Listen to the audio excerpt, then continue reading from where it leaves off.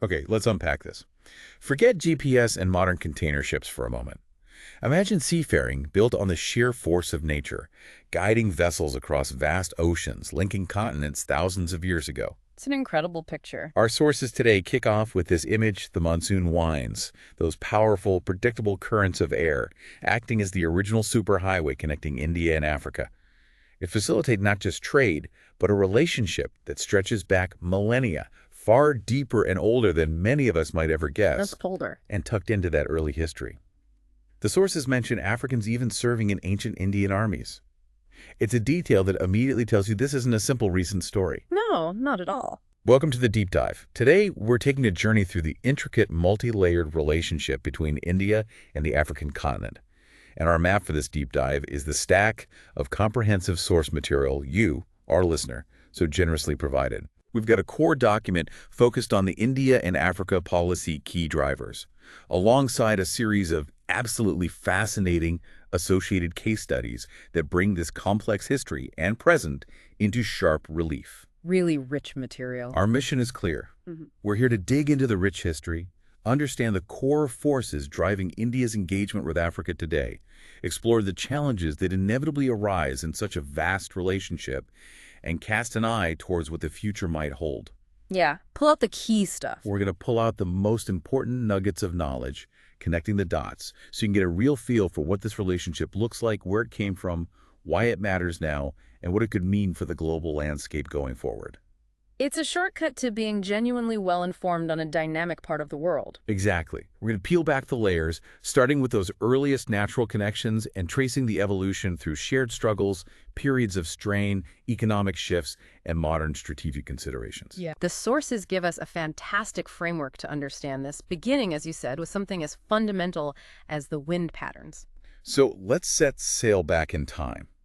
Where does this deep history actually begin? It's not in diplomatic cables or colonial records, but remarkably in the very climate of the Indian Ocean. Tell us about those monsoon winds. It all starts there. The monsoon winds were the original vital link. Sailors in the ancient world, particularly from the Indian subcontinent, mastered the pattern. The southeast monsoonal winds blow reliably towards Africa from roughly June to September. Okay. You'd sail with them. Then you'd wait out the season, perhaps months, and catch the northeastern monsoonal winds blowing from December to March for the return journey to India. Wow. It was a natural, predictable cycle that absolutely dictated the rhythm and possibility of early maritime trade between these two vast regions. Without the monsoons, these connections wouldn't have been nearly as sustained or significant. And India wasn't just sending out rudimentary boats. The sources suggest there was already quite advanced maritime capability. They do. The sources point out that India had developed considerable marine and naval technologies even in ancient times. There are references to India's maritime strength found even in the Rig Veda, one of the oldest texts. Really? Yeah, this wasn't just accidental drifting, it was facilitated by existing knowledge and technology. And for a concrete look at these ancient routes linking India with West Asia and Africa, the sources direct us to a specific historical document, the Periplus of the Erythraean Sea. Ah, the Periplus. That's like an ancient sailor's log or port guide. Right. Precisely. It's a remarkable Greco-Roman text, estimated to date from somewhere between the 1st and 3rd centuries BCE. It acts as a detailed account of trade routes in the Indian Ocean, and crucially for us, it specifically summarizes India's ancient sea links with what the Greeks called the Zenge coast. Which is East Africa. That's right, the East African coast, and also with Egypt. It's primary source evidence of these established regular connections facilitated by those monsoon winds. Okay, so the routes were there, they were navigable, and technology supported them. What was actually moving along these sea lanes? What were the goods that defined this early trade? Well, the trade wasn't one-sided. It was a dynamic exchange. India was primarily exporting goods like rice, wheat, and various types of cloth. In return, they were importing valuable commodities from Africa, such as incense, palm oil, ivory, and gold. It was a vibrant system of exchange that met demands on both sides. And the sources highlight that this wasn't purely a coastal trade on the African side. The sea links facilitated the movement of Indian traders further inland from the East African coast into southern and even central African territories, following existing trade networks there. So it wasn't just transient sailors doing quick exchanges and leaving. This trade led to actual movement and settlement of people. That's a key point the sources emphasize. The flourishing trade naturally led to migration. A significant number of Indians began to migrate and settle in Africa. The sources underscore that at any point in history, there was some form of continuous Indian presence in Africa. It wasn't a fleeting phenomenon. And to show the continuity across centuries, the sources note that even as late as 1497, when Vasco da Gama reached Malindi on the East African coast, he observed the presence of Indian communities in places like Mombasa and Kilwa. Wow. They were already established, integrated into the local economies and societies long before the European colonial era really took hold. That kind of historical depth is truly surprising. So this ancient maritime trade, driven by monsoon winds, facilitated continuous people-to-people contact. How did we see this connection manifest in the medieval era? The sources trace this continuity into the medieval period, highlighting the evolution of these human connections, particularly in India under Mughal rule. This is where we find fascinating examples of Africans being integrated into the Mughal army. Really? In the army? Yes, the sources specifically mention the Siddis, who are descendants of Bantu tribes from East Africa serving in these forces. It wasn't a small, isolated instance. The Siddis were also found in the army of Muhammad bin Qasim much earlier. So Africans weren't just seen as distant trading partners. They were soldiers, integrated into the political and military structures of India centuries ago. Exactly. What's fascinating here is the depth of that people-to-people connection, extending far beyond simple economic exchange into social and even military integration. This raises an important question. How did these incredibly long-standing, multifaceted connections influence interactions when the global power balance dramatically shifted with the rise of European empires? That shift completely redefined the context, but the underlying connections persisted, albeit in altered forms. The sources describe the imperial age in Europe turning Africa into a colonial battleground, where powers like the British, French, and Portuguese carved out territories and exerted control. And this is the dark era that includes the start of the transatlantic slave trade. Yes, the sources specifically note the 17th century as the beginning of the slave trade on a massive scale, with slaves and resources being brutally extracted from Africa and transported to Europe to fuel the burgeoning Industrial Revolution. It was an era of immense human suffering and resource exploitation.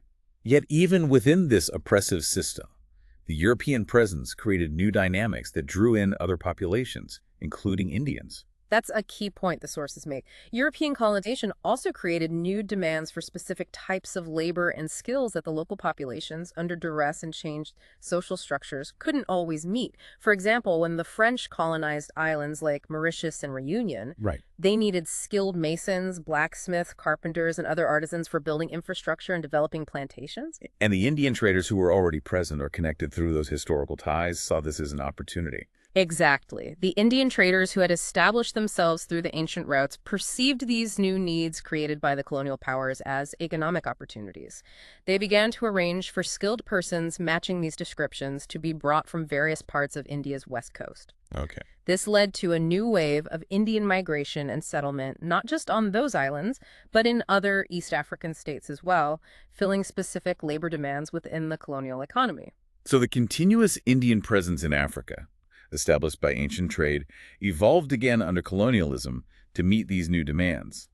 Then, the British became the dominant colonial power. Yes, the British expanded their influence across vast swaths of Africa, and the sources mark a significant turning point in 1833 when slavery was abolished in Britain and its colonies. Right. This didn't eliminate the need for labor, particularly on the large plantations that were driving colonial profits, but it necessitated a new system. Which led to the infamous indentured labor system. Precisely.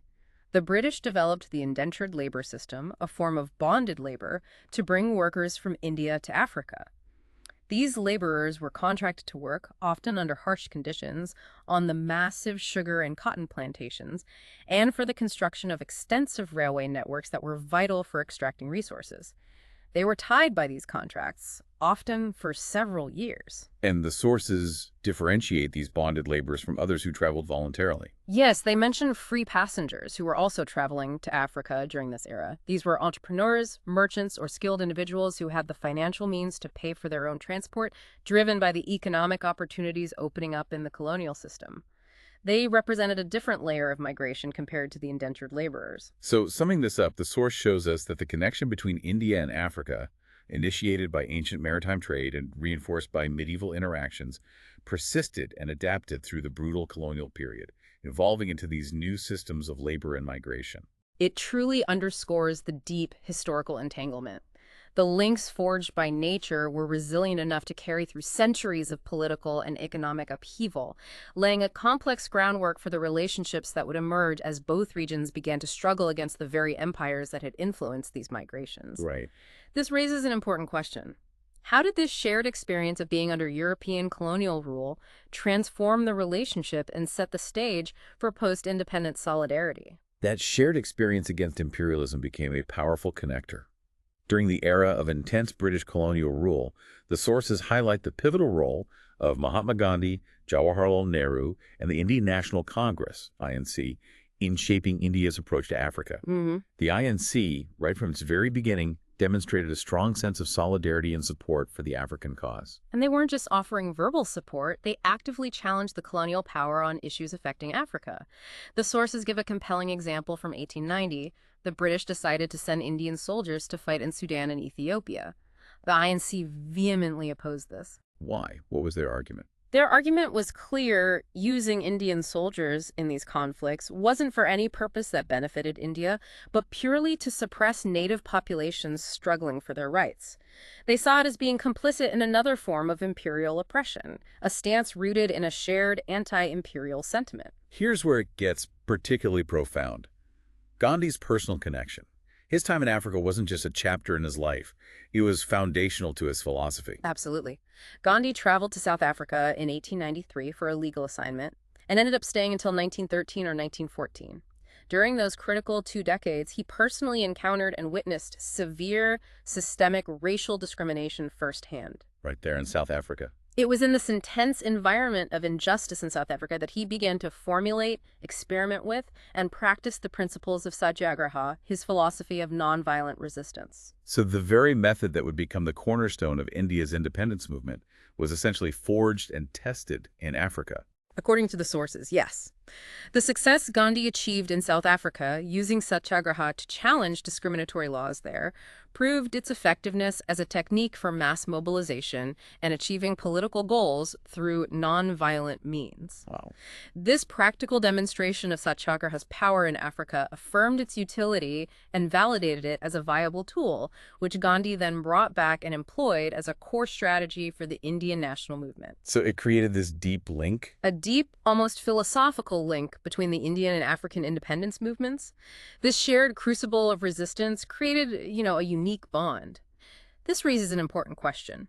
How did this shared testing ground for resistance methods influence their political thought and subsequent foreign policies after independence? The sources make it evident that even as India's own national movement was reaching its peak in the early 20th century, India maintained conscious ties with Africa. Why was it important for India to continue supporting Africa's struggle while fighting its own? Because there was a profound sense of shared experience and shared fate. India deeply felt that Africa, just like itself, had been a victim of oppressive imperialism. There was a natural solidarity rooted in this shared victimhood. India believed it had a role, even an obligation, to assist Africa in its fight against the same imperial powers that were oppressing India. And this wasn't just talk. There were tangible actions taken by the INC. Yes. In 1927, at its Calcutta session, the Indian National Congress made a concrete decision to expand its international presence by opening offices overseas. Crucially, offices were established specifically in Africa. Oh, okay. Their explicit mandate was to assist Africans in their various struggles against colonial rule. That same year, Jawaharlal Nehru participated in the Brussels Conference of Oppressed Nationalities. And it was there that Nehru articulated a vision that went beyond just India's freedom. Exactly.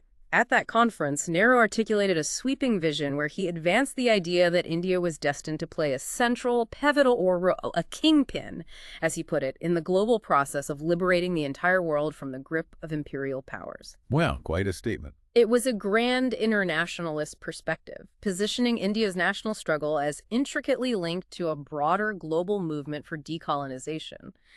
The sources note that this conference and Nehru's vision articulated there significantly molded India's foreign policy thinking from 1928 onwards, particularly solidifying its focus on solidarity with Africa.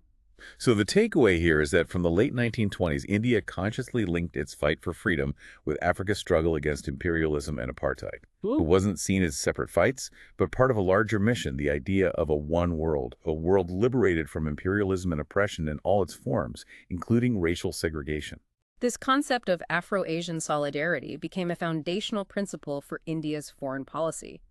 After India gained independence, this shared history and vision profoundly influenced its approach to the global stage, notably crystallizing into the policy of non-alignment, where newly independent nations sought a path independent of the major Cold War power blocs. That powerful historical backdrop set the stage for the post-independence era, where the source describes the first phase, roughly from the 1950s to the 1970s, as a period of tremendous improvement in India's relations with African nations. Absolutely. With independence achieved, India's policy towards Africa evolved into active support for African independence. India played a proactive role in assisting the process of decolonization across the continent, often using its diplomatic presence and its voice in international forums. And newly independent African nations looked to India as a model and partner. Yes, they did. The source explains that India's path to independence, achieved largely through peaceful and nonviolent means, served as a significant inspiration for many African leaders. It encouraged them to look towards India for support, both moral and practical, in their own transitions to self-rule. And Gandhi's legacy played a big part. The enduring legacy of Gandhi's work in Africa, his successful experimentation with satyagraha on African soil, and its subsequent role in India's freedom struggle further cemented this bond and created a unique resonance between leaders on both sides. Nehru, with his long-standing commitment to decolonization, played a critical personal role during this phase, fostering close ties and offering open support against colonial powers. The sources also point to Africa's position during the height of the Cold War as something that allowed India a particular kind of influence there. That's right. In this initial post-independence phase, much of Africa hadn't yet become deeply embroiled in the intense ideological rivalry between the U.S. and the Soviet Union. This relative freedom from Cold War alignments made Africa a crucial region where India could assert its own form of power politics, not through military means, but through the moral and political authority of the Non-Aligned Movement. NAM. It was a platform where India and African nations could find common ground and act collectively on global issues without being tied to either superpower bloc. The source provides a particularly powerful case study that really highlights India's principled stance during this period, its unwavering opposition to racism, specifically focusing on South Africa. This is a defining example. South Africa had historical links with India, including being an important trading partner during the British Raj. However, in 1946, even before India gained full independence, South Africa introduced the infamous Ghetto Act, which mandated racial segregation. This discriminatory law deeply offended and angered India. And India's response was swift and impactful on the global stage, even then. It was remarkably bold. In 1946 itself, the interim government, led by Jawaharlal Nehru, took the issue of the Ghetto Act directly to the United Nations. This was one of India's very first actions on the international stage, and they invoked Articles 10 and 14 of the UN Charter, challenging South Africa's internal policies based on human rights principles. And India was willing to make a significant economic sacrifice for this principle. Absolutely. Despite having a flourishing trade relationship, India took the drastic step of cutting all ties with South Africa over its insistence on maintaining the discriminatory status quo. They just cut ties completely. Completely. India broke off diplomatic relations and, a testament to its commitment, did not restore full relations until 1994, when apartheid was officially dismantled. That's a nearly 50-year break in relations based on a matter of fundamental human dignity and principle. So this wasn't just one isolated incident. It became a foundational element of India's foreign policy towards the continent. The sources state that the case of South Africa provided India with the crucial ammunition to build a robust foreign policy approach towards Africa based on its unequivocal opposition to all racial regimes on the continent. It introduced anti-racialism as a distinct tool in India's diplomatic toolkit, alongside its long-standing opposition to anti-colonialism and anti-imperialism. Right. India, taking up the fight against apartheid in the UN in 1964 year after year, resonated deeply and positively amongst Africans. Throughout this, India's approach remained consistently focused on nonviolent modes of protest and diplomatic pressure. So a strong initial phase built on shared history, principled opposition to oppression, and the platform of non-alignment. However, the source notes that this period of strong support wasn't without its challenges, and relations began to strain. They did. One point of friction the sources highlight is related to the pace of decolonization. While India supported the goal, it did not insist on colonial powers fixing a firm date for ending their rule in Africa. Oh, okay, that caused some friction. It led to some impatience and even doubt amongst certain African leaders who felt India wasn't pushing hard enough for immediate independence. And then India faced its own domestic and geopolitical pressures that shifted its focus. Exactly. After the 1962 border war with China, India's attention became increasingly focused inward and northward, dealing with an aggressive China. This domestic preoccupation meant less energy and resources were directed towards Africa. And China offered a different approach. Compounding this, China, unlike India, which adhered to nonviolence, was actively promoting arms struggle amongst African liberation movements. And for some, that more militant approach felt more relevant to their immediate needs. Precisely. China's advocacy for armed struggle appealed more to some African leaders who were impatient for independence and perhaps felt India's nonviolent approach wasn't delivering fast enough results. The sources mention Algeria's struggle against France as an example where armed resistance was seen as the necessary path. So that led to a decline in support for India. Due to this confluence of factors, the lack of a firm decolonization date, India's post-1962 shift in focus, and China offering an alternative model support for India amongst African nations began a gradual decline. This decline became more apparent after the death of Nehru, and China began to make noticeable inroads, gaining support and influence across the continent. The sources provide two specific case studies that really underscore this period of declining support and strain. The first one is the NM Summit in Cairo in 1964. This summit, the first major NM gathering after Nehru's passing, saw India led by Prime Minister Lal Bahadur Shastri. India attempted to get member nations to pass a resolution urging China to renounce the use of force, particularly in the context of border disputes. How did that go down? Well, the sources state there was hardly any support from African nations for this resolution. Ouch. And they tried again on another sensitive issue related to China, its nuclear program. Yes. Towards the end of that same 1964 Cairo summit, shortly after China conducted its first nuclear test, India sought a resolution compelling China not to continue on the nuclear path. Given India's strong advocacy for disarmament, they expected significant support. But they didn't get it. But according to the sources, initially, only Cyprus backed the resolution.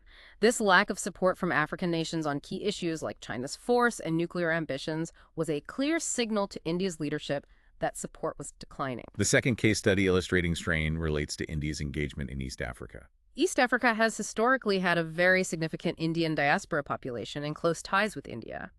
Nehru was keen to support East Africa in its struggle against colonialism and sent Appa Saheb Bala Saheb Pant as India's ambassador. Who was he? Pant was a respected figure, a Gandhian writer, freedom fighter, and seasoned diplomat, and his residence in East Africa became a central hub, a nerve center for coordinating anti-colonial activities and providing support to African liberation movements. This level of Indian support must have alarmed the colonial authorities. It did. The British were significantly alarmed by Pant's activities and the influence he was wielding. They put considerable pressure on Nehru to recall him. The sources note that Nehru was forced to recall Pant, essentially succumbing to British pressure. And that caused problems. This decision, made under colonial duress, deeply disillusioned the East African leaders and activists who saw Pant as a key ally and facilitator.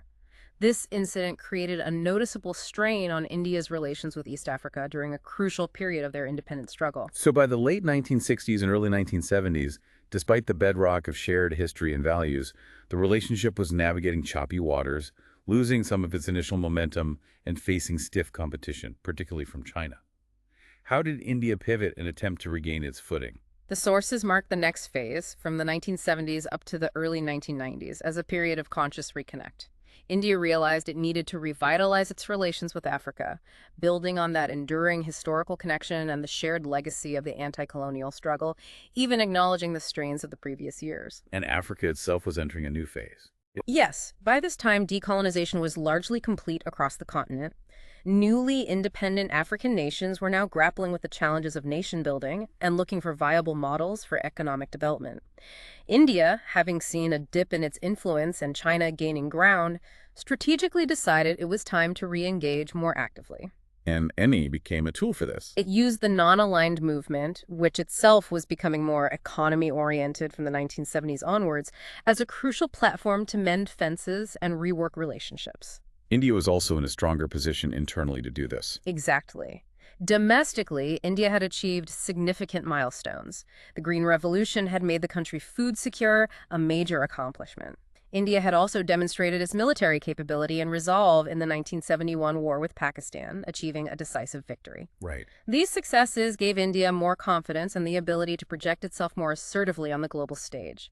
It was in this context that India made a conscious decision to become economically assertive in Africa. A notable shift during this phase was India's approach to its diaspora in Africa. The source contrasts it sharply with the Nehruvian era. This is a very significant change. In the Nehruvian era, the strategic priority was building state-to-state relations based on anti-colonial solidarity. Nehru had advised the Indian diaspora to integrate fully and prioritize the interests of their host African nations, sometimes even downplaying their specific needs if they conflicted with those host nation interests. To avoid looking like they were interfering. Exactly, to avoid being seen as an interfering external force. However, from the 1970s onwards, and particularly into the 1980s, the importance of the Indian diaspora in India's Africa policy notably increased. And Indira Gandhi gave them a specific mandate. She did. Recognizing their unique position and networks, she called upon the Indian diaspora to act explicitly as ambassadors of India, acknowledging their potential as bridges for cultural, social, and economic connections between India and Africa. The sources provide a case study with Kenya that illustrates this renewed focus on the diaspora. Yes, in 1990, reflecting this shift, India and Kenya established the Africa-India Development Association. A key goal of this association was not just to boost bilateral economic engagement, but specifically to facilitate and support the integration of the Indian diaspora into the economic life of Kenya. This case study highlights the diaspora's elevated role as a crucial link in the relationship during this phase. Beyond the diaspora, India also began leveraging NAMM summits more strategically for economic diplomacy and emphasizing South-South cooperation. That's right. India's successful peaceful nuclear explosion in 1974 also contributed to a perception of India as a capable and independent nation from the 1970s onwards, which helped its diplomatic efforts.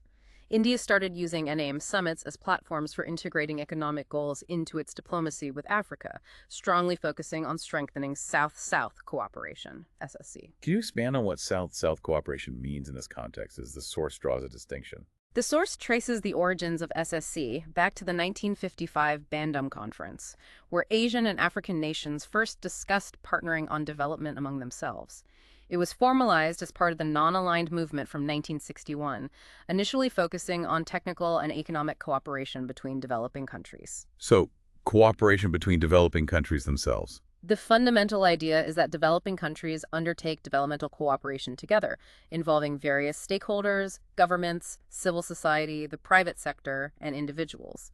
It's fundamentally about sharing knowledge, exchanging developmental experiences, providing technical assistance, and building capacity amongst themselves. And India had a clear view on how this related to aid from developed countries. Yes, India's consistent belief, as noted in the source, was that North-South cooperation aid and technical assistance from developed nations is important, but it should supplement SSC, not dominate it or replace it. Crucially, the sources emphasize India's approach to SSC. It's demand-driven, voluntary, horizontal, meaning it happens between peers, not a donor-recipient hierarchy, and provided without conditionality, with full respect for the sovereignty of the partner countries. That no conditionality part seems key. It's presented as a key differentiator from traditional aid or even certain forms of economic diplomacy, which might come with strings attached or be primarily driven by the donor's self-interest. In the 21st century, India continues to promote SSC in areas like sustainable development, inclusive growth, infrastructure development, and energy, offering its experience and assistance to African nations under this framework. Got it. This phase of reconnect and economic assertiveness from the 1970s laid a solid foundation for the even broader and deeper engagement we see in the post-Cold War era. Let's jump into that post-Cold War engagement, which the source tells us builds upon the energy concerns from the earlier period, but is truly amplified by a push towards economic diplomacy. Absolutely. With the end of the Cold War in the early 1990s, India was also undergoing significant economic liberalization. This opened up new opportunities, but also increased demands, particularly for energy. Right, the economy was growing. Ensuring energy security became a paramount concern for India's growing economy. Africa, with its vast oil and gas reserves, became absolutely crucial for India to diversify its import basket away from an over-reliance on the Middle East. India began actively forging relations with African nations specifically focused on securing energy supplies. And India's strategy wasn't just about buying oil on the open market, but something more strategic. Exactly. India's strategy in this phase involved actively seeking to obtain ownership stakes in oil and gas blocks in Africa. This is referred to as pursuing equity oil. Equity oil. Yeah. The sources note this is seen as a far better strategy than just buying oil in the spot market because having ownership in a resource block provides India with much deeper long-term exposure to these specific African markets, giving access not just to the resource but also insights into the local business and regulatory environment. So energy security is clearly a primary driver. The source actually uses a simple acronym, OIL, to sum up the key drivers of India's contemporary relationship with Africa. That's right. It's a neat way the source synthesizes the main motivations. Let's break down the OIL acronym as presented. O stands for oil. Okay. This represents the critical need for ensuring India's energy security, diversifying import sources post-liberalization, forging those oil-based relations, and specifically seeking equity ownership in oil blocks for deeper market access. Got it. I is for. I stands for investment. Africa is characterized as a rising continent presenting multiple opportunities for India's burgeoning private sector. Increased Indian private sector investment and business activity in Africa are seen as key forces bringing the two closer economically. Makes sense. And L? L stands for location. Africa holds significant strategic location for India. It connects India to Central and South America via the shipping lanes around the Cape of Good Hope, and it connects India to West Asia through the North African Maghreb region. Its location is vital for global trade routes and India's wider strategic reach. While resources and economics are clearly driving factors, the source is careful to point out that India's intentions aren't solely extractive. It's not just about harnessing resources. That's a crucial point. Due to the long and intertwined historical relationship, India maintains that its interest goes beyond merely securing resources. There's a stated interest in assisting the entire African continent in its overall development. Right. The sources explicitly say India does not follow a white man's burden approach, suggesting it doesn't see itself as a superior power bringing development to a less developed region. Instead, the intention is framed as sharing India's own hard-earned knowledge, developmental experiences, and low-cost technological solutions for mutual benefit, working as a partner. And this commitment to assisting development is reflected in numerous specific programs India's continued or initiated. Yes, the source highlights several key developmental initiatives that are core to India's Africa policy. First, the ITEC program, Indian Technical and Economic Cooperation. We touched on that earlier. Yes, this program has its roots in Nehru's vision of a cooperative, interdependent world. India recognized, from its own experience of receiving international assistance, the value of sharing development lessons. The program, launched in 1964, initially focused on Africa and aimed to position India as a trainer for other developing countries. It remains a vital diplomatic tool today, offering training and capacity building across various sectors. Okay. What else? Then there's SSC, South-South Cooperation, which we also discussed. It's highlighted again here as a key driver and framework. The source reiterates its core principles: demand-driven, voluntary, horizontal, and crucially, without conditionality. India actively promotes SSC in areas like sustainable development, inclusive growth, infrastructure, and energy, offering its expertise and resources to help Africa achieve its development goals. Contrasting with other models, yeah. Right. Then there's the Pan-Africa e-Network project. This project, inspired by APJ Abdul Kalam's 2004 vision, aimed to leverage India's advancements in using ICT for remote healthcare and education. That sounds ambitious. It was. The Indian government undertook the project to establish a satellite-based network connecting India with African nations to provide telemedicine and teleeducation services. Inaugurated in 2010, it's cited as a major example of India sharing technology for development. Interesting. Any others? Finally, the Team 9 initiative, Techno-Economic Approach for Africa-India Movement. Launched in 2004, this is a more specific, regional initiative targeting 8 West African states. Why West Africa specifically? The source notes it's a resource-rich region that still faces significant underdevelopment challenges. The initiative aims to provide assistance for infrastructure development and transfer low-cost technology to support this region's growth. It also has a strong component focused on promoting India's private sector engagement and trade in this region, with India earmarking a $500 million line of credit. And the mention of the Gulf of Guinea in West Africa as a new oil hotspot links this initiative back to that energy driver. Got it. Moving to engagement at the continental level, India's IAFS, India-Africa Forum Summit.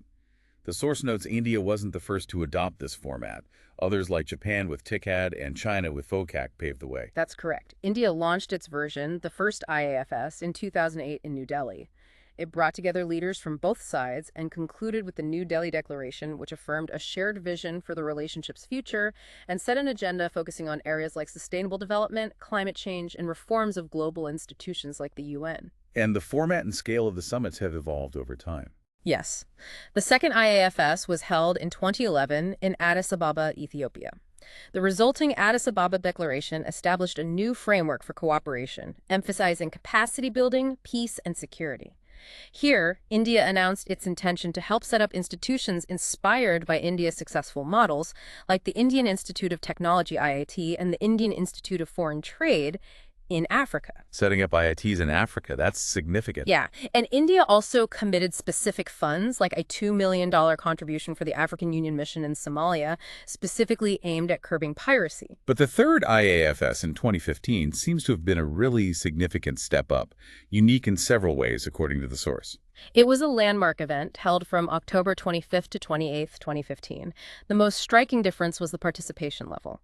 Previous summits had followed the African Union's 2006 Banjul formula, which limited attendance to just 15 African heads of state based on certain criteria. IAFS 1 had 14 participating states, IAFS 2 had 11. But for IAFS 3, India made a strategic decision to do away with limited participation and invited all 54 heads of state from the African Union. All 54. Why this shift to inviting everyone? The source explains this was directly linked to India deciding to launch its comprehensive Outreach to Africa program during the third IAFS. Inviting all heads of state was a powerful statement of India's commitment to engaging with the entire continent. And a logistical challenge, I imagine. The sheer scale of hosting representatives from 54 nations simultaneously was a major diplomatic and logistical achievement for India in the post-Cold War era, showcasing its organizational capacity on the global stage. The opening ceremony itself is also highlighted as unique. Yes, it featured cultural elements like Bhangra and yoga. The source interprets this as India leveraging its soft power, showcasing aspects of its culture to assert its global emergence and meet what it framed as a resurgent Africa. It was a blend of culture and diplomacy on a grand scale. And the outcomes from IAFS 3 were substantial. They were. The summit concluded with the Delhi Declaration 2015. It articulated the relationship as one of partners in progress and pledged a dynamic and transformative development agreement. India officially threw its support behind the African Union's ambitious Agenda 2063, committing significant resources towards its goals. What kind of resources? Key announcements included a substantial $10 billion line of credit earmarked for various projects across Africa, alongside a commitment to provide 30,000 scholarships for African students to study in India. Wow, 30,000 scholarships. The areas of collaboration also broadened considerably beyond traditional development assistance. Absolutely. The Delhi Declaration 2015 expanded the scope of collaboration to include areas like solar technology development, a crucial area given climate change, food security, the blue economy, maritime resources, rural housing, skill development, enhancing people-to-people connections using social networks, and broader sustainable development initiatives. Quite a wide range. They also formally adopted an India-Africa framework for strategic cooperation. The next summit, IAFS4, was initially planned to follow in 2020, maintaining the 5-year cycle. The sources include a case study related to the third IAFS that highlights the delicate diplomatic balancing act India sometimes faces, involving Western Sahara and Morocco. This case is quite illuminating. Western Sahara was a Spanish colony until 1975. After Spain withdrew, both Morocco and Mauritania laid claim to the territory, which is rich in phosphate deposits. Mauritania eventually gave up its claim, but Morocco did not, asserting it as part of its territory. Right.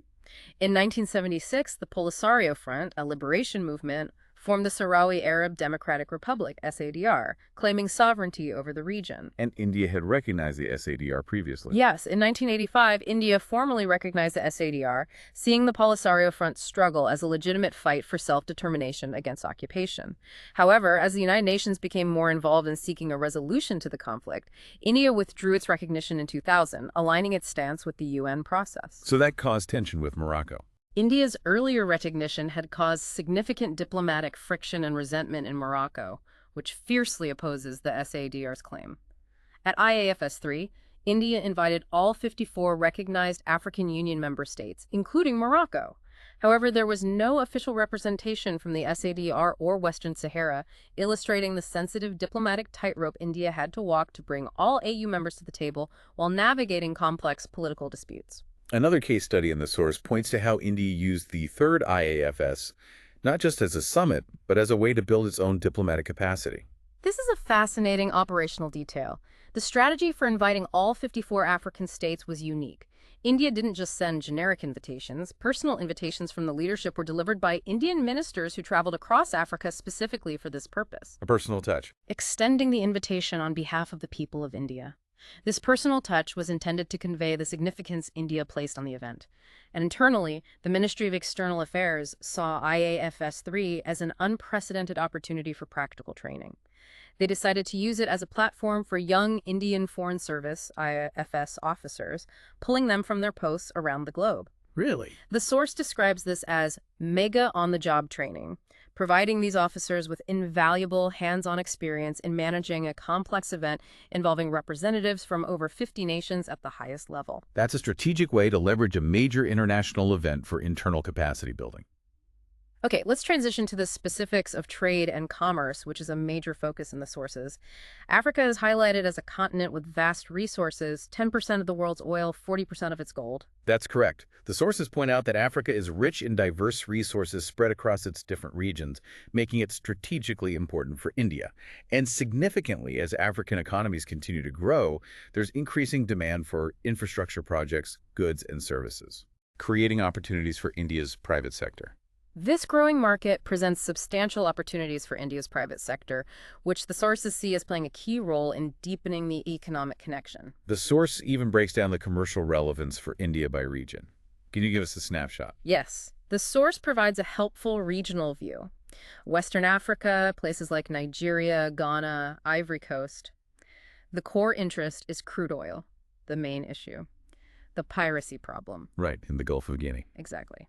Then Southern Africa, Angola for crude oil, South Africa for non-oil resources like gold, diamonds, steel. Interestingly, the source explicitly notes under miscellaneous info that market access is absent for India here. It doesn't explain why, but flags it as an issue. Okay, North Africa. North Africa, Egypt, Tunisia. Important for oil, chemicals, fertilizers. The challenge mentioned is the political instability stemming from the Arab Spring. Makes sense. Yeah. East Africa. East Africa, Kenya, Mozambique, Mauritius, Seychelles. Key for things like leather goods, bags. The islands are strategically important too. The issue: need to improve skills and technical capacity. And finally, Central Africa. Central Africa, Chad, Congo, Uganda, Malawi, Rwanda. Main commodities are vegetables and coffee. The major challenge here is logistics transport and reaching these often landlocked areas. That regional breakdown shows the complexity and diverse opportunities and challenges. The sources also discuss how global economic crises have impacted this trade relationship. Yes, the sources note the impact of the 2008 U.S. financial crisis and the 2011 European debt crisis on the global economy, which naturally affected African economies, particularly oil exporters. However, the sources highlight that many African nations utilize these crises as opportunities. How so? Faced with potential economic slowdowns, they deliberately decided to open up certain sectors of their economies to foreign players to stimulate activity and protect domestic employment. And that created new openings for India. Exactly. Countries like Kenya, Ghana, and Ivory Coast actively sought investment in sectors such as small and medium enterprises, SME development, infrastructure projects, the modernization of agriculture, and alternative energy. The sources note that these specific sectors align very well with areas where India has expertise and capacity. Right. This presented numerous opportunities for India, consistent with commitments made at IAFS 3 and during various bilateral visits by Indian leaders to African nations, where cooperation in areas like solar technology, food security, rural housing, and skill development was reiterated. India also employs specific instruments to actively promote trade with Africa. Yes, the sources list several key instruments, providing lines of credit for projects, implementing the Focus Africa program, FAP, and offering the duty-free trade preference systems, DFTPS. And industry bodies played a role. Yes, the sources also highlight the crucial facilitating role played by Indian industry bodies like the Confederation of Indian Industry, CII, and the Federation of Indian Chambers of Commerce and Industry, FICCI, who regularly organize joint business forums and platforms with African counterparts to leverage the Indian private sector and identify concrete business opportunities. Can you elaborate on the DFTPS and FAP? Sure. The Duty-Free Trade Preference Scheme, DFTPS, is a key measure. The idea of providing duty-free, quota-free DFQF market access for least developed countries, LDCs, came up in the WTO's Doha round in 2001. Oh. The decision allowing developed countries to implement DFQF access for LDCs was formalized at the WTO Ministerial Conference in Hong Kong in 2005. India formally initiated its own DFTPS specifically for least developed countries, many of which are in Africa, on the sidelines of the first IAFS in 2008 to boost bilateral trade. The scheme was modified in 2014 to give it further impetus. So it helps African LDCs access the Indian market. Exactly. These measures by India are seen as concrete ways to strengthen South-South cooperation by offering preferential market access to African goods. And the Focus Africa program, FAP. The Focus Africa program, FAP, launched in 2002-2003, targets select 24 African nations. Under this program, the heads of Indian missions in these specific countries are tasked with essentially acting as commercial sales agents for Indian business. Like trade representatives within the embassy. Sort of. They use the diplomatic network and resources to conduct extensive market research, identify business opportunities, and outline them for Indian exporters. Indian companies can then use this information to undertake targeted market access and development efforts. The program is designed to specifically boost India's exports to Africa and open up tangible opportunities for the Indian private sector. And it's working. The sources confirm that many Indian companies are indeed doing significant business across the continent under these facilitated conditions. Another major economic event highlighted is India hosting the African Development Bank, AFDB Summit in 2017. Yes, India hosted the 52nd African Development Bank, AFDB Summit, in Gandhinagar in 2017.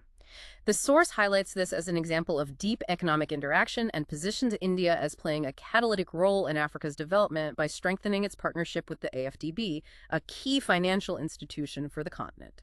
This ties into the broader economic picture. Absolutely. The sources note that around the time of the summit, the IMF had projected India's economy to grow robustly at 7.7% in 2018-19, attributing this to recent domestic initiatives like demonetization, GST, and the opening up of sectors like pharmaceuticals and defense. Right. This strong domestic economic outlook supported India's more assertive international economic posture. Africa, with its large and growing $2.2 trillion market, offers immense opportunities, particularly in critical sectors like transport and infrastructure. And India targeted those sectors. At the 2017 AFDB Summit, India specifically decided to deepen its collaboration with Africa in these two key sectors, aiming to leverage its expertise and capacity to enhance its overall exports and economic engagement. There was even a specific program launched. Yes, the Namaskar Africa program was initiated at the summit. Its aim was to showcase India's domestic strengths in areas where it can effectively assist Africa's development, promoting the idea of integrated open markets between India and Africa. Okay. Additionally, the Asia-Africa Growth Corridor, also discussed at the summit, is highlighted as an initiative expected to further boost cooperation, particularly in health and infrastructure. The summit also saw India and Africa jointly identify high-five areas for prioritized cooperation: energy, agriculture, e-governance, industrialization, and health and pharmaceuticals. Moving beyond trade and resources, let's talk about education and diplomacy, which the source flags as a critical area for future connection. The source notes Africa has made significant strides in school education, partly thanks to global efforts like the UN's Millennium Development Goals, MDGs, and Education for All initiatives. But it highlights a major bottleneck. The key challenge, according to the sources, is converting that progress in school enrollment into gainful employment. Africa faces a significant deficit in institutions for skill development and higher education. So lots of kids finish school but can't find jobs. This leaves a large number of school passouts without the necessary vocational or technical skills required for the modern job market, leading to underemployment or unemployment. And this is where India sees a clear opportunity to contribute and strengthen ties. Exactly. India is actively stepping into this space, focusing heavily on skill development programs and providing scholarships for higher education. The prime interest articulated in the source is to skill the youth of Africa and enable them to play an aggressive role in the future development of the continent. Like the IITs and IFTs mentioned earlier. India significantly ramped up its commitment in this area at the second IAFS in 2011, announcing major capacity building initiatives, including the vision to help establish institutions modeled after India's successful IIT, Indian Institute of Technology, and IAFT, Indian Institute of Foreign Trade, on the African continent. By the time of the third IAFS in 2015, India had already provided over 20,000 scholarships for African students to pursue higher education in India. The third IAFS in 2015 further underlined this commitment, envisioning continued advancement in the skill and higher education sectors as part of the partnership. However, the source suggests India needs to do even more to truly become a leading global partner in this area for Africa. It does. The source specifically recommends that the Ministry of External Affairs, MEA, should elevate this to a special focus area and formally announce a well-planned human resource development, HRD policy, specifically for African markets. This policy should include setting clear quantitative targets for the skill development assistance India aims to provide. What's the current approach? India's current approach is two-pronged: inviting African students to India for higher education, and designing courses with a strong emphasis on skilling youth through vocational and technical training. To make India an even more attractive destination for African students, the source lists 4 specific areas India should concentrate on. These are very practical recommendations. First, India needs to enhance the capabilities of its university curricula to better support and integrate cultural diversity on campuses, making the environment more welcoming for international students. Intense? Second, India should enhance academic partnerships at the diplomatic level, perhaps facilitating more joint programs or institutional collaborations. Third, it's crucial to ensure that African students coming to India, particularly for technical or vocational training, get guaranteed hands-on training opportunities within Indian small and medium enterprises, SMEs, as part of their academic partnerships. Real-world experience. Exactly, providing real-world experience. And fourth, India should design special curricula, perhaps degree or diploma programs, specifically focused on climate change for African students, addressing a critical challenge for the continent. That point about climate change is interesting because the source presents it not just as a challenge, but as a future India-Africa connector. How can a problem like climate change actually strengthen the relationship? It is because climate change is a global issue that inherently requires transnational solutions. The source highlights Africa's particularly vulnerable situation. It has contributed the least to global greenhouse gas emissions historically, but it is one of the continents suffering the most from the impacts of climate change. Right, the injustice of it. This creates significant anxiety, especially concerning the depletion of the continent's rich natural resources due to changing climate patterns. And the impact goes beyond environmental. It's linked to security. Absolutely. The source notes that the degradation of land and environment due to climate change is fundamentally linked to conflicts in regions like Chad, Sudan Darfur, and Ethiopia. The drying up of major rivers like the Nile, Orne, Zambezi, and Kune due to altered rainfall patterns is sparking violent clashes over increasingly scarce water resources. And sea level rise. Furthermore, rising sea levels pose an existential threat to major coastal cities like Lagos and Banjul, and numerous island nations like Seychelles, Mauritius, Reunion, and Madagascar. These are tangible, immediate threats. India, with its own experience and developing expertise in climate adaptation and renewable energy, has a clear opportunity to assist Africa in mitigating these challenges and potentially contribute to peace processes by addressing environmentally driven conflict routes. But we saw a commitment to this at IAFS 3 with solar technology. What other potential areas does the source suggest? The 2015 IAFS 3 saw a strong commitment to developing solar technology in Africa with India's assistance. Looking ahead, the source suggests India could also plan assistance and partnerships in developing wind and tidal energy projects, leveraging different renewable resources available across Africa. This also opens up significant opportunities for India's private sector to invest and implement these technologies. Here's where it gets particularly interesting and perhaps unexpected. The source connects climate change impacts in India itself to Indian businesses buying land in Africa. That's a striking link highlighted in the source, showcasing the complex interplay of global issues and economic drivers. Due to fluctuations in agricultural yields and water availability caused partly by climate change impacts in India, combined with rising domestic demand for commodities. Indian companies are buying farmland in Africa. Many Indian private firms have been purchasing agricultural land in Africa since around 2015-16. The source points out that land in Africa is often under state control and can be considerably cheaper than acquiring land in India. These private companies are undertaking a large-scale mechanization of agriculture on this land in Africa, partly as a way to adapt to changing climate patterns and ensure reliable production, and partly to secure a supply of agricultural commodities. Even the government is involved. Even more significantly, the sources state that from June 2016, the government of India itself has undertaken cultivation projects in Africa. The explicit reason given is to mitigate potential domestic food shortages in India caused by climate-related fluctuations in its own production. That's a very real-world consequence of climate change, driving cross-continental engagement. Technology transfer is also noted as a significant aspect of the relationship. Yes, the source emphasizes that India's increased economic footprint in Africa since the post-Cold War era has been accompanied by significant and adequate technology sharing, which has contributed to development on the continent. The Pan-Africa e-Network project, which we mentioned earlier, is highlighted again here as one of the most important examples of India's contribution to development through technology transfer. Are there more specific examples of this technology transfer and its impact? The source provides concrete instances. In the health sector, it notes that Apollo Hospital in New Delhi is connected with the International Medical and Technical University Hospital and the Military Hospital in Dar es Salaam, Tanzania, for consultations. This points to telemedicine initiatives leveraging India's medical expertise via technology. Okay. In the telecom sector, Airtel launched its services in Africa and has become one of the biggest telecom service providers in South Africa, bringing connectivity and related services.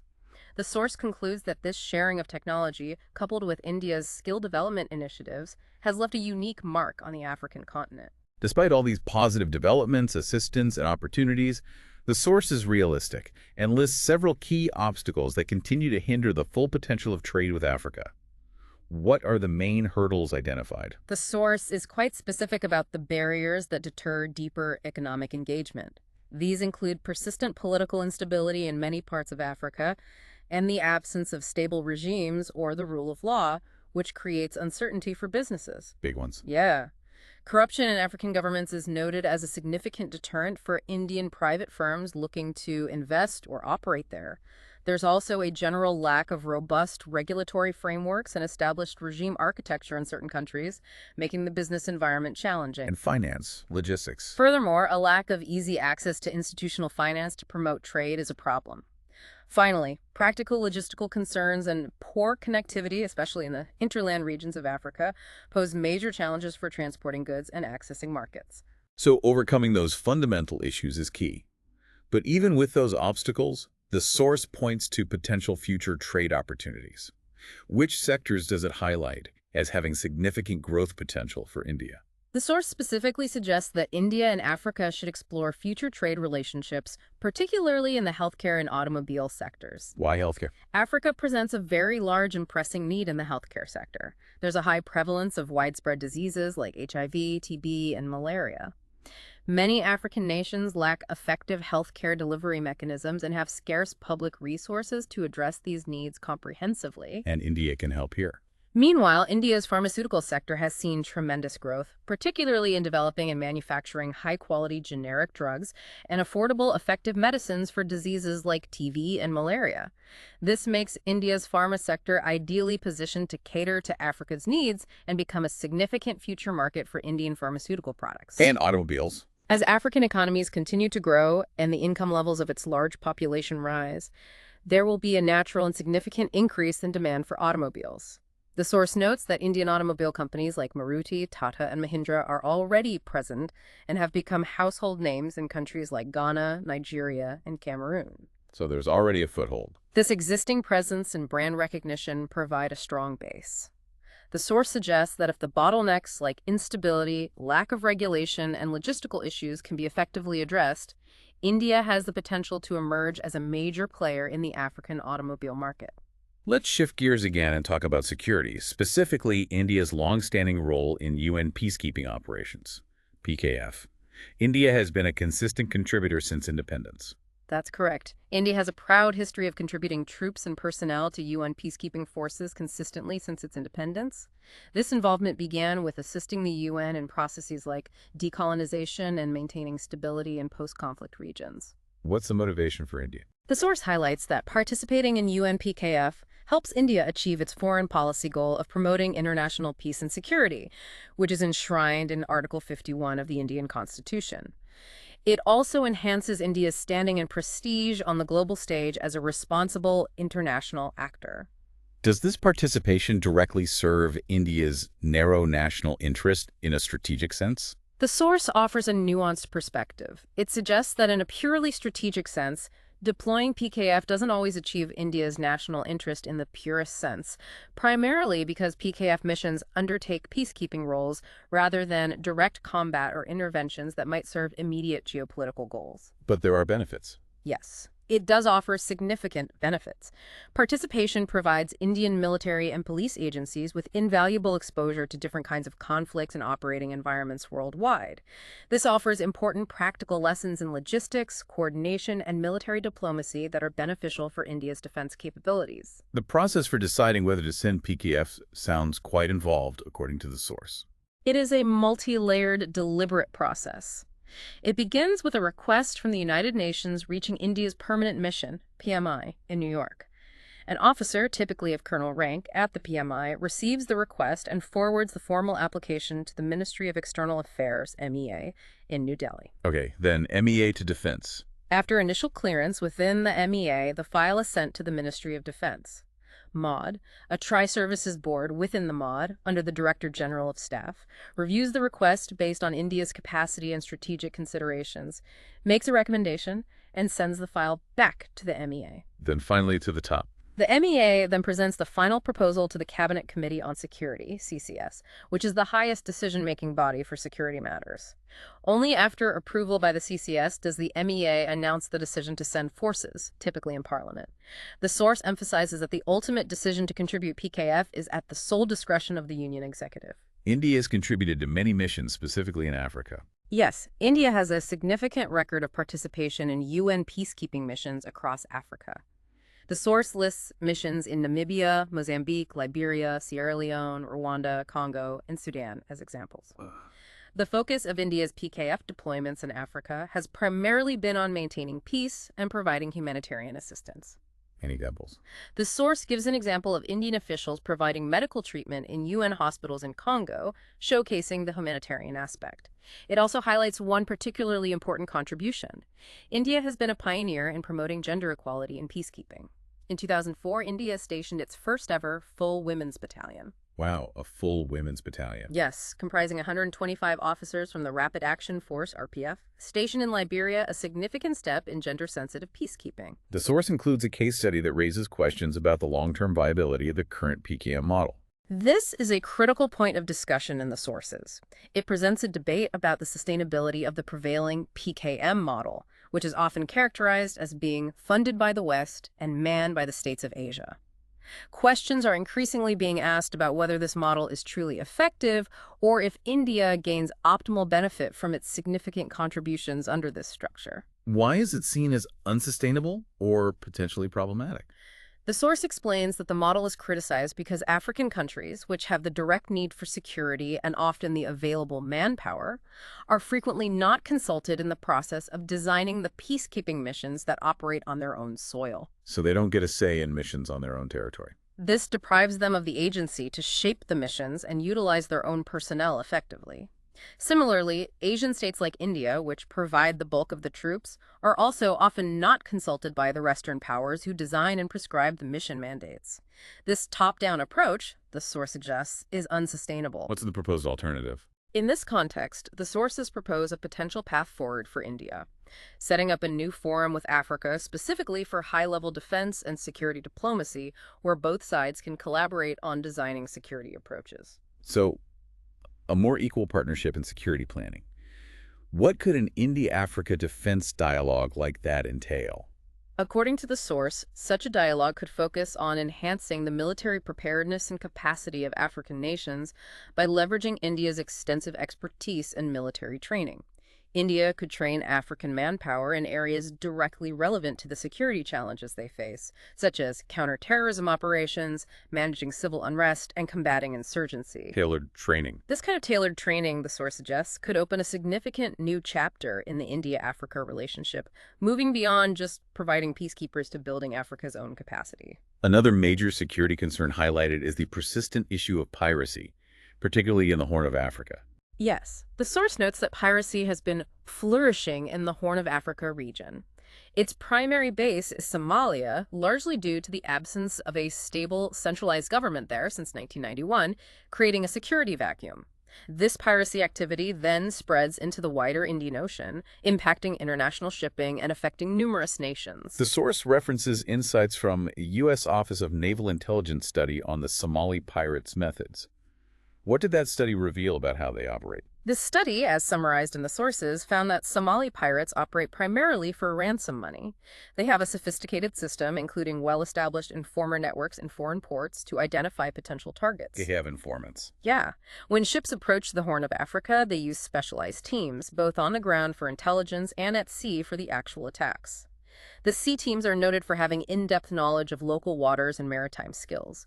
The pirates have also reportedly established networks with Paris groups operating in the Maghreb region, which helps ensure their supply of arms. And the source points out a key difference between Somali pirates and others, say, in Southeast Asia. Yes, that's an important distinction made. Unlike pirates in Southeast Asia who often board vessels to steal cargo and valuables, Somali pirates are, according to the source, only interested in taking ships hostage and demanding a ransom for their release. Well, a ransom. The source notes that the willingness of many merchant firms to pay these ransoms has unfortunately emboldened the pirates and fueled the cycle. They even sometimes use deception, disguising themselves as Coast Guard or naval agencies to trick approaching merchant vessels into lowering their guard. Why is piracy so widespread and difficult to control, specifically in Somalia? The source gives a historical explanation rooted in its political situation. The source traces it back to Somalia's post-colonial history. In early modern times, the territory was divided and occupied by the British, Italy, and the French part becoming modern Djibouti. The British and Italian parts gained independence in 1960. In 1960, there was a coup led by Siad Barre. His authoritarian rule faced opposition from various rebel groups.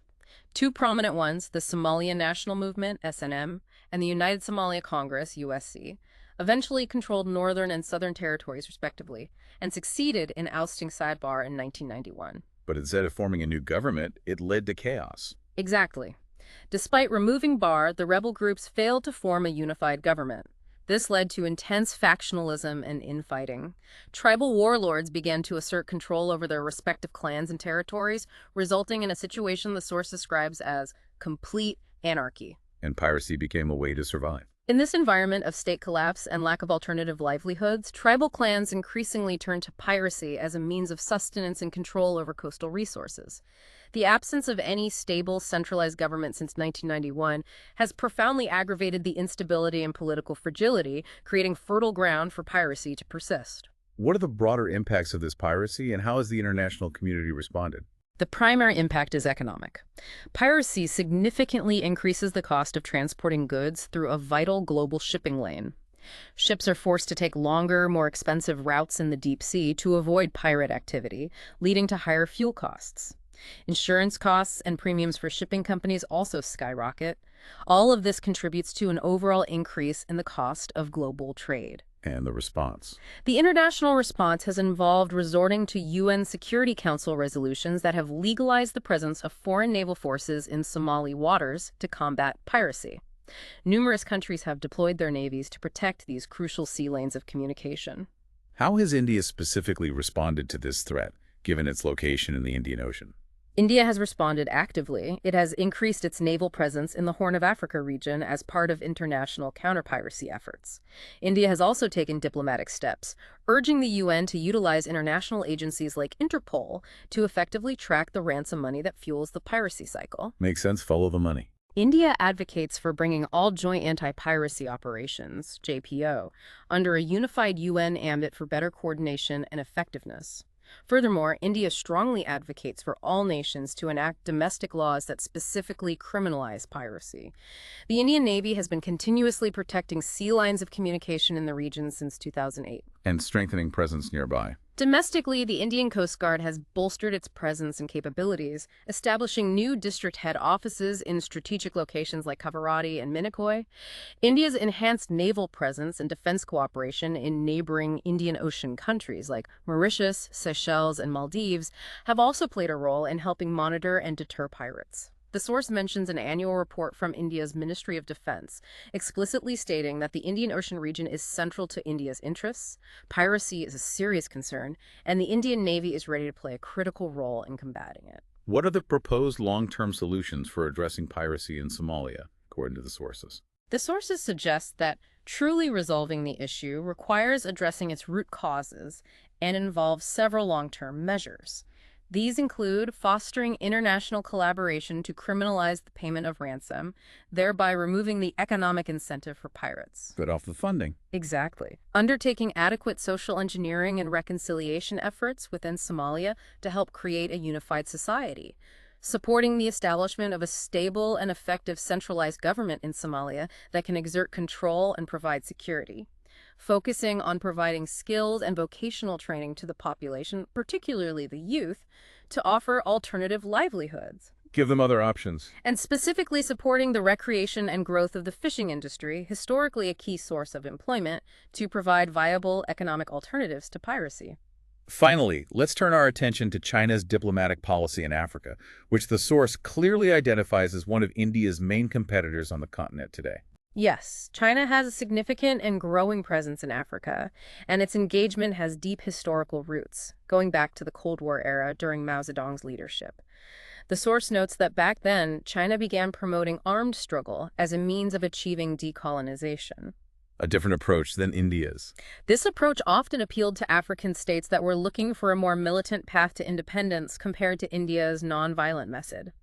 This Cold War engagement also provided China with early opportunities to offer economic aid to newly decolonized African nations, helping it to establish initial diplomatic and economic inroads. But China's engagement became significantly more aggressive and expansive after the Cold War ended. Absolutely. With the end of the Cold War in the early 1990s, China's own economy was entering a period of explosive growth. This rapid growth fueled an immense demand for raw materials and simultaneously created a need for new markets for Chinese goods. And Africa fit the bill. Africa, being a continent rich in natural resources and with a large, growing population representing a potential market, became a natural choice for China's outward economic expansion. To facilitate access to these resources and markets, China began undertaking massive infrastructure development projects across Africa, building roads, railways, and ports specifically designed to provide efficient routes to transport resources back to China and distribute Chinese manufactured goods across the continent. And offering aid alongside. Alongside this infrastructure push, China has also been providing very significant amounts of economic aid, often in the form of loans tied to infrastructure projects. However, the source presents considerable critiques of China's approach, even using strong language like greed for resources. It does. Many international observers and experts, including scholars cited in the source, express dissatisfaction with what they see as the overly aggressive and resource-centric nature of China's engagement model. The source outlines what it calls a simple algorithm that characterizes China's operations in Africa. What's the algorithm? China identifies a country with desired resources, sets up industries or factories, often imports its own Chinese labor force, extracts the resources, and then uses the infrastructure it has built to transport those resources to ports for export back to China. And how does this model impact the African country and its people, according to this critique? The critique, particularly referencing remarks from the scholar de Soysa, argues that under this Chinese model, the African country itself often gains very little pecuniary profit, meaning very little revenue beyond perhaps some basic taxation. Not much benefit for the host country, then. A major point of dissatisfaction is that the lives of ordinary Africans often don't significantly improve because China frequently relies on its own labor force for these projects, meaning there's no skill development from China that would enable local Africans to be absorbed into these new industries. This can lead to considerable disenchantment among the local population, potentially breeding a kind of hatred or resentment towards the Chinese presence. And it affects the state itself. Furthermore, the critique argues that when an African state primarily supports these Chinese endeavors focused on resource extraction, rather than prioritizing the broader needs and development of its own people, it risks becoming a rentier state, a state that derives substantial revenue primarily by renting out its indigenous resources to external clients. The source argues this ultimately weakens the internal institutional development necessary for long-term, broad-based growth in Africa. That's a significant critique. Yet, despite this, African nations also seem to have an inclination or preference towards engaging with China. What are the reasons for that, according to the source? The source provides two primary reasons for this African inclination towards China. Firstly, there's a significant admiration for China's state-led economic development model. African leaders have witnessed China's incredible transformation from a poor agrarian nation to a major global economic and political power in just a few decades. They see a model that worked. This success story, achieved under state direction, particularly since Deng Xiaoping's reforms, has earned China considerable respect and pride amongst African nations, who see it as a fellow developing country that achieved what Western models often failed to deliver. This admiration extends to China's state-directed capitalism, even though China is nominally communist. Okay, what's the second reason? Secondly, and perhaps even more significantly, many African nations are, to some extent, disillusioned with the pace and nature of development achieved through their long-standing ties with the West and Europe. They feel that despite decades of engagement, their economies haven't transformed as hoped. Right. But the most crucial factor, according to the source, is the contrasting way Africans are portrayed and treated. The source argues that the West has often approached Africa with pessimism, sometimes rooted in outdated habits of racial profiling and a sense of superiority. It gives the stark example of The Economist magazine famously branding Africa as a hopeless continent. In sharp contrast, China, from the outset, has always appreciated African dynamism. This consistently positive portrayal and engagement, showing respect for Africa's potential, is credited by the source with winning a lot of confidence amongst Africans. The source also mentions China's broader strategic approach, its going out strategy, and how it supports its own companies globally, including in Africa. Yes, China's going out strategy is a deliberate policy to link its domestic economic development with its global aspirations. This is clearly reflected in its extensive diplomatic engagement in Africa, having established ties with over 48 nations. The basic strategy is a coordinated approach involving aid, trade, and diplomacy to establish and secure markets and resources. It helps Chinese companies. The Chinese model in Africa is also unique in how it supports its domestic corporate sector. The source notes that if a Chinese company is underperforming domestically, the Chinese government actively encourages and supports it to explore and develop opportunities in Africa. The state backing allows these companies to reemerge, gain experience, and ultimately strengthens China's domestic corporate sector. Platforms like the Forum on China-Africa Cooperation, FOCAC, play a key role in facilitating networking and deals for these Chinese corporates. This integrated approach gives China a deeper role and significant diplomatic leverage. And the source concludes the section on China with a case study that has direct and significant security implications for India: the establishment of a Chinese naval base in Africa. This refers to China establishing its first ever permanent overseas military base in Africa, located in Djibouti, strategically situated at the mouth of the Red Sea and close to the Gulf of Aden. Djibouti, right. The source frames this as a clear attempt by China to enhance its international clout and project power globally. Its location in the Indian Ocean is of particular concern to Indian strategists. Why is the Djibouti base in particular raising concerns for India? The base's location is perceived by some Indian strategists as a component of a broader attempt by China to encircle India through what is often referred to as the String of Pearls alliance network. The String of Pearls theory. This theory suggests China is developing a network of strategic ports and bases across the Indian Ocean, including in places like Bangladesh, Myanmar, Sri Lanka, notably the Hambantota port, developed with significant Chinese investment, and Pakistan, the Gwadar port. The concern is that these ports are being designed or upgraded in ways that could potentially accommodate Chinese naval vessels, significantly enhancing China's naval presence and operational reach in areas proximate to India's coastline and maritime interests. Even if China says it's for other reasons. While China asserts that the Djibouti base is intended for logistical support for its anti-piracy operations and humanitarian relief efforts in the region, the sources mention assertions from India's External Intelligence Agency, RNAW, Research and Analysis Wing, suggesting that the port will house a permanent presence of Chinese troops, specifically stating Chinese Marine Corps soldiers, potentially numbering as high as 1 lakh. 100,000 troops, permanently. That's the assertion mentioned. The source concludes that such a significant and permanent naval presence by China in the Indian Ocean, close to India's maritime boundaries, has indeed raised alarm bells in South Bloc, referring to the location of India's foreign and defense ministries in New Delhi. That certainly adds a significant strategic and competitive dimension to the India-Africa relationship, moving beyond just economic and developmental ties. So looking ahead, the source concludes by outlining recommendations for India's future policy towards Africa. Yes, the source emphasizes that India should leverage its deep historical relations and shared experiences while maintaining a forward-looking vision for a bright future together. It reiterates the view of Africa as a vibrant continent and, quoting former Prime Minister Dr. Manmohan Singh, calls it the next growth pole in the world economy. And India's engagement is broad. India's engagement, as we've discussed, is already broad, extending far beyond mere resource extraction into areas like IT, pharmaceuticals, agriculture, skill development, capacity building, and technology transfer. India's overarching aim, as stated in the source, is to assist Africa in its holistic development, with larger goals of contributing to security and peace on the continent and finding convergence with African nations on crucial global issues. And the Indian Ocean context is key. The source also notes the increasing importance of Africa and India's expanding strategic footprint in the Indian Ocean in the 21st century, especially in light of new security challenges like piracy and increasing competition. The source suggests several specific areas where India needs to enhance its cooperation and refine its diplomatic approach going forward. What are some of those key recommendations for future policy? The source offers several salient points for India's future strategy. Firstly, India needs to clearly articulate and formalize a distinct policy or doctrine specifically on Africa, providing a clear framework for its engagement. A clear roadmap. Exactly.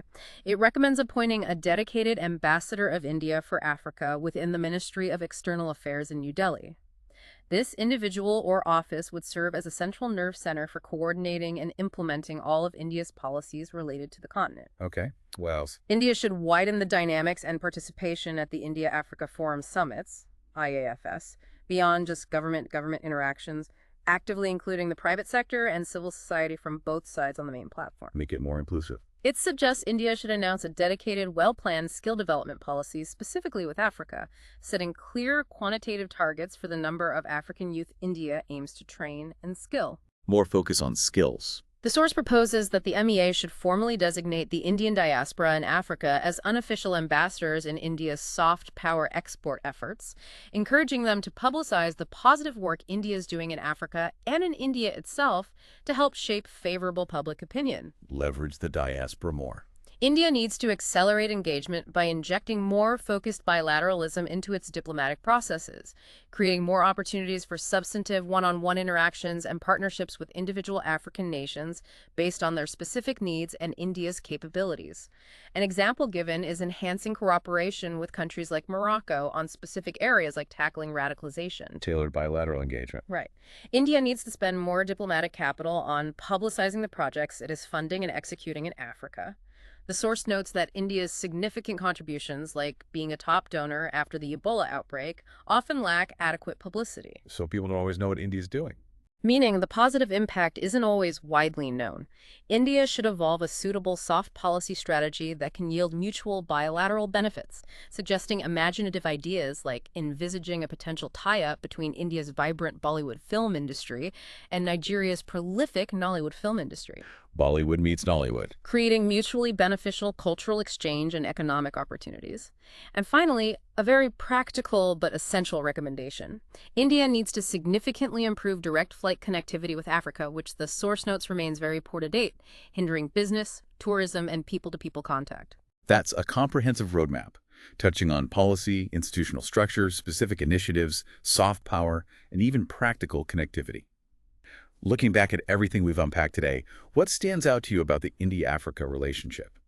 It's a narrative that spans millennia, starting with natural forces like monsoon winds, navigating through shared experiences of colonialism and struggle, evolving through periods of strong support and strain, driven by changing economic needs and developmental aspirations, shaped by geopolitical competition, and holding significant potential for the future.